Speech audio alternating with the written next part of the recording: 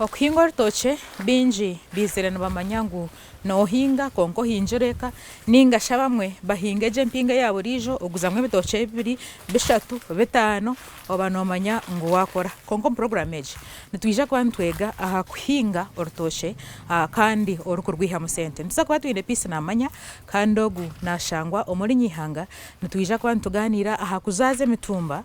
okagihinga okagihamu sente kandi okagaruka okihamu ebyokurya aha ka yawe. So Peace Namanya naija kuba natushoborera aha ndeberera y'orutookye nanoku twakubasa kureberera obwo obutumba obutwazaza kuruga omu nursery garden kusya omu mother garden yanyine eyi turije tukabugarramu tukagaruka tukahinga. Naija kuba natwereka process yona kwiha aha nkonya ahi eje yija kakura tukatwara tukazaza obutumba tukija tukabwihamu tukabukuza tukabwisya aha stage eyo kuza omu katare. Mwenu kuba ryokwe orukwenda kwega aha kuzaza obutumba nanokwenda kwega aha kureberera orutookye. Program egi niyo shemekwa noreba eriizooba. Omuhereza ndi Privence Kampurra. Leka tutambure na Peace Namanya ari kutwegyesa aha kuzaza obutumba tukakora sente kandi niwe oryokomuka ayamushuwa ng'omu program egi waheza kugireba ahi twatandikira nahi turagihenderere noija kwegamu ebintu bingi. Program egi nekushikibwaho aba Crop Champion. Crop Champion nabo bari kuteekamu sente kandi bakaturaganisa ngu iwe weena orukwenda orwezo kandi iwe weena oyine ekihingwa ekiine amababi wahikirira aba Crop Champion nibija kuhereza orwezo rurungi oyanise ebyana birungi kandi n'ekihingwa kyawe kibereshere kirebekegye oreke kwegomba ebihingwa by'abandi. Niwe obundi wawe nobasa kubitunga waba nokoresa orwezo orwa Crop Champion. Leka tutambure na Peace Namanya ari kutwegyesa aha kutwakubasa kuzaza obutumba n'okutwakubasa kureberera orutookye. Peace twakwakira program y'obuhingi n'oburiisa eyanjurira bari nibakureba program. Yebare nyabo Madama Kampurra nakwakira ha famu yanje nibanyeta amazina ganje omukyara Namanya Peace orukuhinga omu sero ya Rushasha Nyihanga Parish Buteraniro Nyihanga Town Council Rwampara district n'abakira. Okay. Aha famu hani ndebo ine ebintu bingi. Konka eriizooba nituza kuganiira ahari banana microplantlets. Yes. Twaza kushoborera omuntu waburije kuzetegereza nico ki? Banana microplantlets oku no kuzaza emitumba.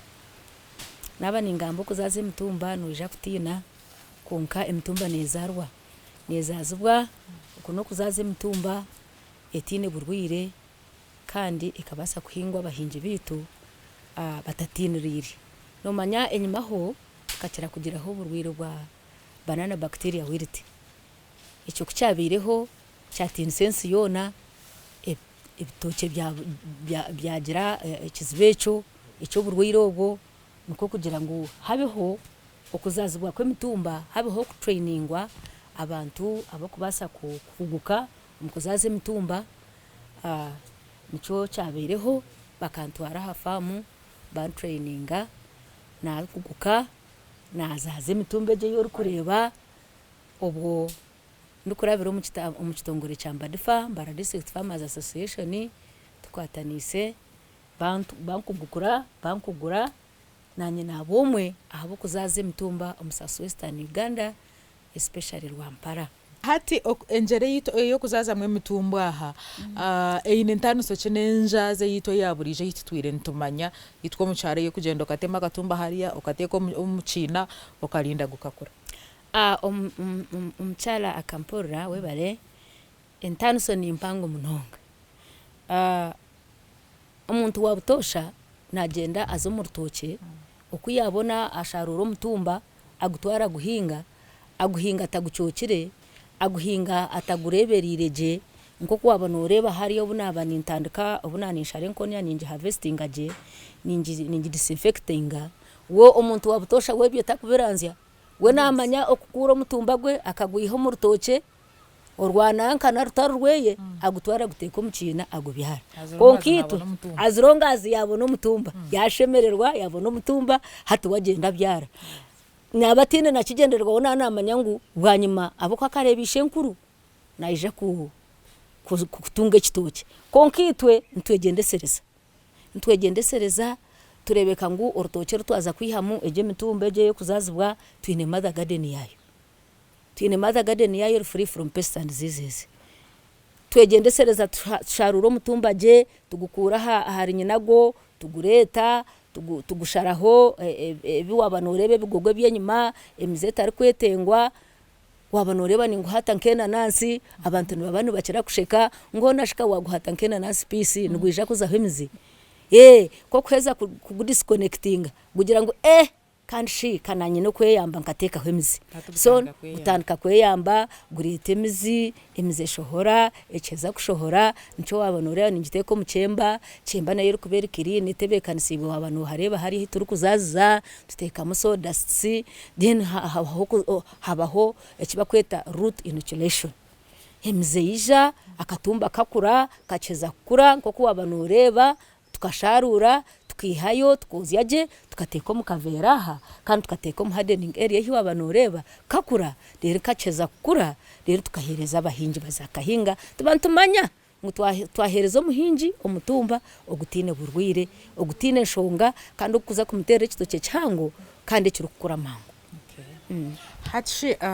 ninyendo ngambere nyondi omuhingi ndioko ahabwe nshemeye kuba nindaga ahampinga ya Nigeria iyo kuchiriza kare akatumba nkija nkatandika eje mpinga ya microplantlets nteko kugenda n'empinduka technology heri igenda nteko kugenda na technology eriho ahabo kuba twabire tukora research twahereze kushomesebwa twaronda abantu abakubasa kuba bine mitu urutoke rutarwire rwabura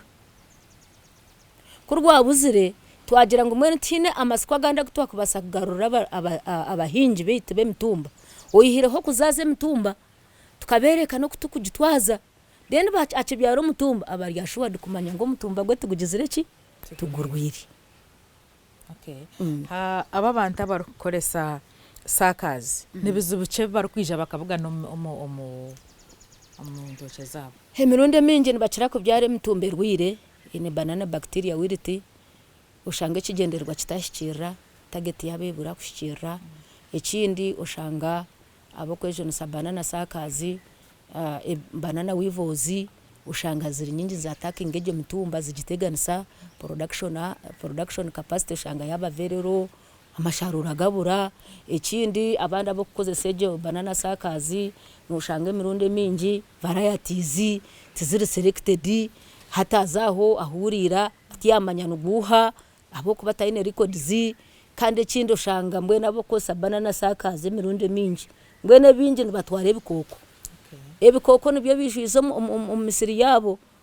bine kizibu no shanga erutoke okitoke emutumba no muhango konka guza gutera katoke kake echo nikimanyisa ki nikimanyisa ngo higwa rugiri akabaho transfer ya diseases ya pests mbwene hato bushanga yagira challenge tarachokire nambe kandi tu hata hantu bacokera ko kwija warebo bwapo bwo rukureba utugambira utunyone nyenda embwa zirimo embwa zirime shine shaki ni heji tugikwereka kandi tubuza embwa zirime nenyeru na kibuzi entanu serinka tukugambira tuti embwa zirime n'ikitoke kirungi cyango kirikora kakura kandi cyukwereze sente kandi kibuzi n'ikitoke cyango kirungi kunka kiri kutinda kukura kunka nacyo kiri kufekinga lot of money wabo ukikuriziki ukozere agronomic practices mwene twakucokera nobo ryasho neshuwadiro shuwadiro nojetegereza shuwadiro umuntu kakubana kugira ngo yakutomu shuwadiro of course ntukora farming eje mitumba as a business tukora habwa kugira ngo tukorenda kunka ntukore mitumba eje kugira ngo habase kubaho entasya eyongira akayo muntu yes is banana microplantlets tugire ngo hine mbibo eyemu kugira ngo katucoke nziza kucoke eje mbibo ninga buri mutumba gona no gubasa kurugamwe eje mitumba omo research yitu kacoke mbibo eziri kubasa kukura mangu sikaherezo muhinge sente kandi eziri kubasa kutera ekitoke cyango ekiri kushikiriza abo kushubura hine bigenderwe tutabiri ntugenderera tuturacokire eryo tukagira ngo ekitoke cyakubasa kurakakura kikahanguha kikagomokaje nawo kikireba nkoko waba noreba twantu harvesting ekitoke hariyo mu rutoke ukareba nkishikiriza omuguzi kukigura akatunge sente abo kubita ntukora nkoko nakugambira koko nabashoborera tukakora eki kugira ngu tukore emitumba tuzaze emitumba ahabo kugira ngu tugikora on commercial basis abantu babase kutunga entasi.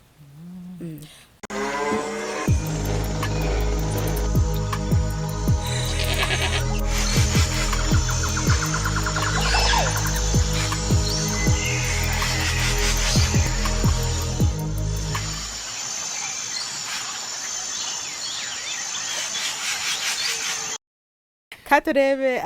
process yona eyo kukora obutumba tutandikire aha mother garden otushobore step by step okutwija kuhikaha then otugambire fama na ija manyata ngo omutumba ogu yatwara nogwo gwahikire kuba natwara.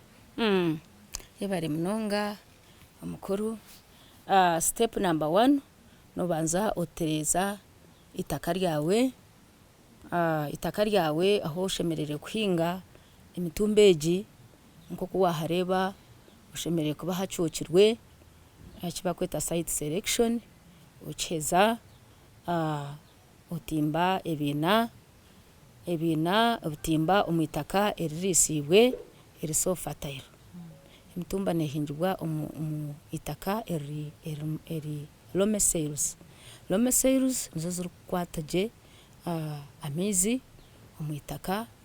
Loamy soils niyo zirikukuza emitumba mwenu So nayo ndarinteka mukaremaniwa ntakabiri. Noteka mukaremaniwa takabiri because maniwa nogiteka omu kiina tokukora broadcasting omu field apana ahabwa economy notekwa ku economizing ekyoine kugira ngu kikuhereze ekyo orikwenda because nkoko kucetegereza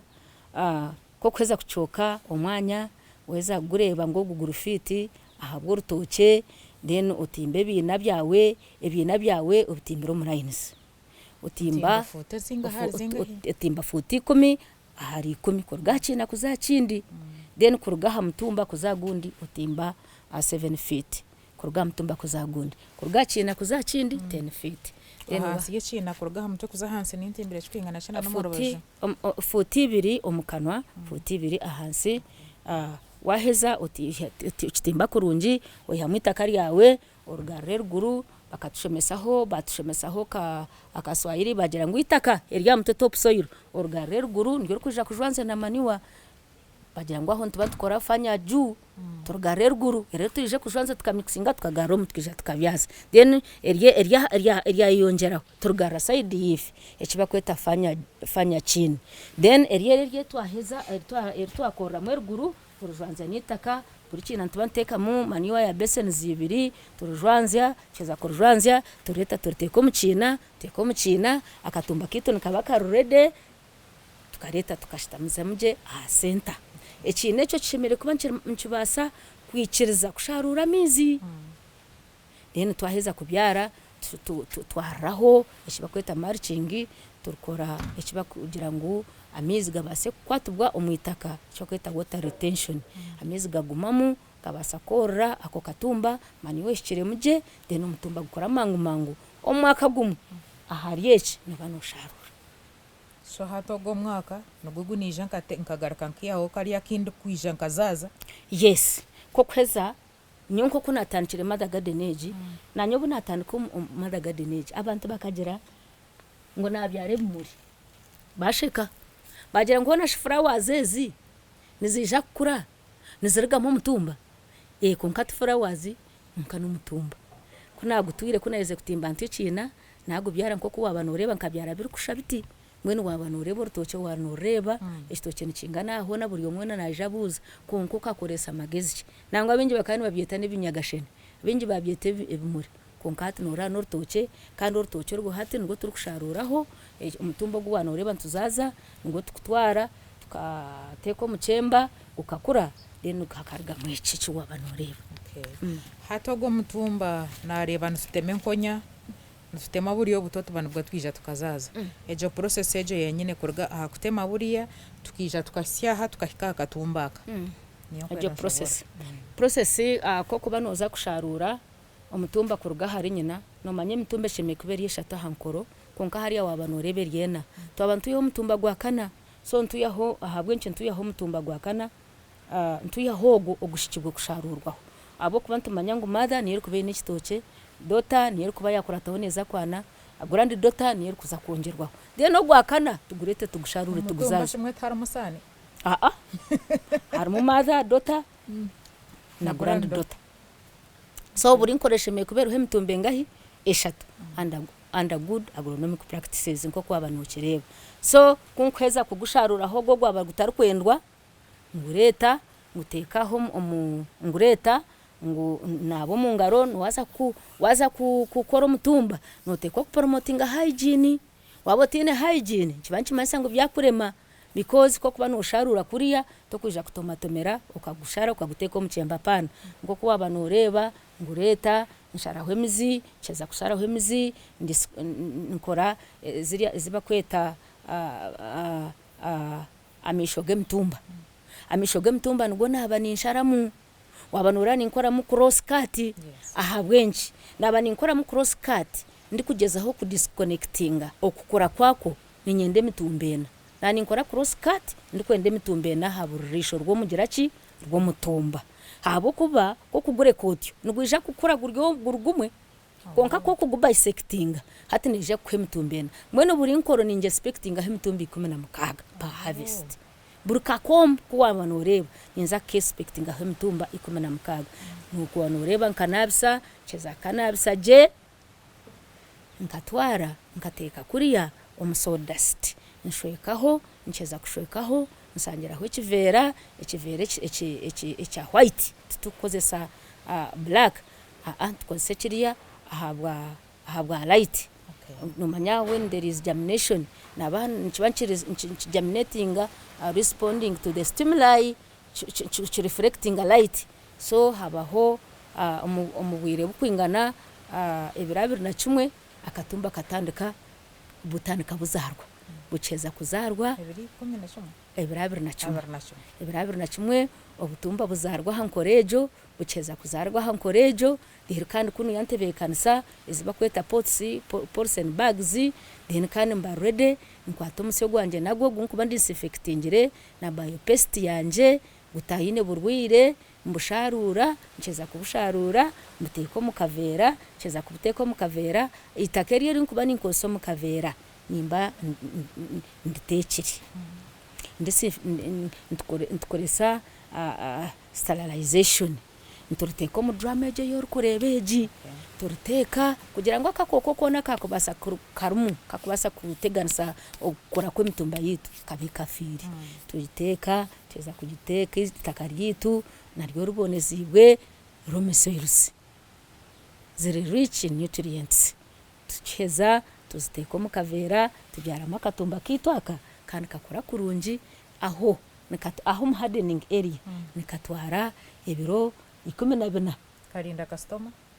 customer hato kiburya horano bakutera ngo hati spiso yine yoki oyine yembwa zirime zingaye oyine gonja zingaye oyine kabaragara zingaye oyine kibuzi zingaye rero kandi utandika katare utandika fetching sente harvesting sente rero kandi amashimero bagabaho muka ushashura school fees yo mwana ukibanunda kugira ikinde cyo wakora usevingaho kandi ukibanunda garka gukora stock ndijo ubona hakasente kora herezo mukozi then kana process ya business ebasa kugumusama famogo wija tariko manyezi plantlets na manya tangu ya zanka hanta bamuguzo mutumba gutarugwe bamuguzo gutariyo gugwenyo no gucocere fama atarkumanya plantlets sezi ito abahinji bitu aba community eri turihihi ntukira kubeta no kubashomesa kubamanyisa ko hariho plantlets abatakuzimanya ntongera tutero muranga tubagambera ngo bayino kuzimanya ngo hariho kuzazibwa ko mitumba eriyo mu mwanya ogu kandi tito twenka kuno yabari kuzaza hariho abandi bari kuzaza nka Dr. Kasisi nazaza mbadifa nazaza ngwenu tubamanyisa ngo hariho emyanya eri kuzarizibwa mu mitumba eshemerire kubecokirwe kandi eshemerire kubehingirwe abahinji bitu ahabo kuhingaje entoke za yes andiyo ko nindeba program nahura nagira cyetengo cyo kuronda obo butumba antaka jizire ngunze kugura obo butumba nibintu cye binshime kuba ningendera utakaguzire obutumba ushemereye kubanza wa visitinga nursery bed eri satisfied ushemerere kubanza wa visitinga nasare satisfied ningashi oburize omanyire uko emitumba egi erikutwazibwa ushemerere kumanya ngu ogwo rukukora emitumba egyo nabasa kukwegyesa uko ushemerere kugibyara akati buri omu ng'ogwo omutumba nagumanya nagubyara nugubyarwa hariyo ogwo oshemesibwe ushemerere kumanya ogwo omuntu ou naza kuguraho emitumba aine obumanyirivu nagyetegereza kundamushikirire naija kunshobora kundatwaze then obasikirwe kugura emitumba egyo then ogitwarize kugibyara aha famu yawe. Yebare iyogumire nanye aha program y'obuhingi n'oburiisa kanya sije nkwine ekintu eki wabasa kwega aha story ya Namanya Peace aha bikwatirine n'okuhinga orutookye hamwe n'okuzaza obutumba. Program egi yahwayo nitwija kumweyongyera orwakabiri orurikwija shahina z'ekiro arikutushoborera enshobi eza bamwe omu bahingi barikukora baba nibahinga orutookye kandi waheza kurukora gye orutookye oru norwihamu kirkwingana ki mwene orwakabiri orurikwija iwe rebeka ngu program egi tiwagiferwa ahabwokuba neija kuba nekwegyesa bingi ebyo tabasa kwega omu program egi kankwendeze okurara kurungi omuhereza n'abandi Privence Akampurira kandi aha kamera nakoraho na Asafu Turyahebwa tinkarugaha ntakugambire aba crop champion nibo bonka abine orwezo rurungi orwo kuteeka ebihingwa byawe eby'amababi bikabereshera kurungi bikaana kurungi bikarabya kurungi buzimazima omusoro gwawe gukarebeka kurungi mwene waba nondo orwezo orora kubonerereze ebihingwa byawe shikirira aba crop champion enamba zabo ziri ya screen aho nobasa kubaterera obashikirire bakuhereze buri kimwe kyona ekyorikwenda kankwendeze okurara kurungi turebane orwakabiri orurikwija shahina z'ekiro.